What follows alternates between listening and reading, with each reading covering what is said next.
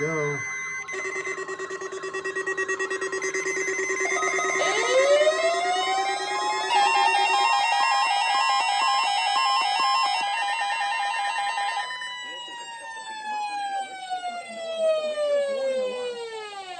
Potentially hazardous weather situations. The National Weather Service transmits a signal that automatically activates specially built receivers to warn of the impending hazard. Tests of the receivers are normally conducted by the National Weather Service every Wednesday near 12 noon. When there is a threat of or existing severe weather That in is the not area the right on time, Wednesday, by the way. the test is postponed until the next day without a severe weather threat. The following tones will conclude this test.